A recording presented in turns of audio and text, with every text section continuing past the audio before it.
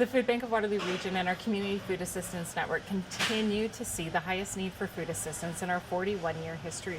When we look at the month of June specifically, 26,000 individuals accessed a food assistance program more than 54,000 times. That's telling us that on average, people are accessing food assistance twice a month.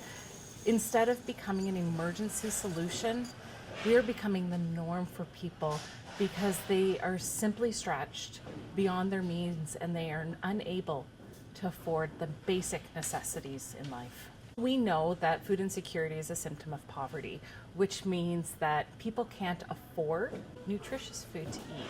And so what we are seeing is we are becoming more of a reliance. Think about somebody on ODSP. I think right now, somebody on ODSP is bringing in just over $1,300 a month, maybe $1,376 if I remember the stats specifically. Well, where in Waterloo Region will you find rent for under $1,300? So before somebody even pays for food, all of their money is already gone just in rent. Now they don't have money to pay for food, they don't have money to pay for clothing, those basic necessities that we talked about. When we looked at those numbers for food assistance in June, it was actually a 13% increase over last June.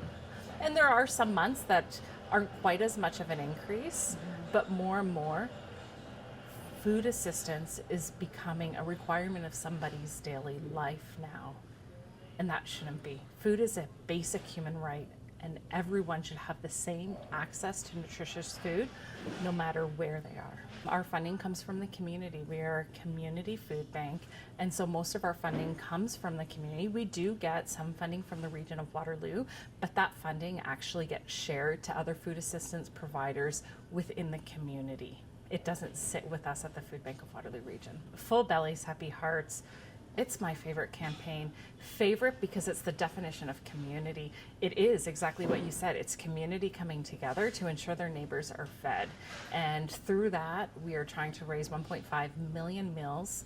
I am thrilled to say that we are past the halfway point. We've actually raised 1.2 million meals. We have until the end of August to run across that finish line to get the 1.5 million meals. And we know that the community will help us because they've proven over and over again that they will step up to help their neighbors, which is why we're so fortunate to live in Waterloo Region. There's a few ways that people can get involved. Our goal at the end is to ensure that children have the food they need. 1 in 3 people accessing food assistance in our community is a child under the age of 18. And we know that when they are adequately nourished, children will thrive.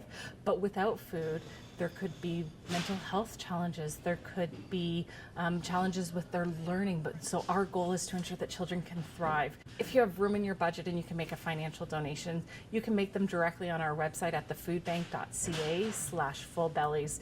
And we're so fortunate to have the Allen Bush investment team as part of this campaign, matching donations. So now instead of $1 providing 2 nutritious meals, $1 will provide 4 nutritious meals.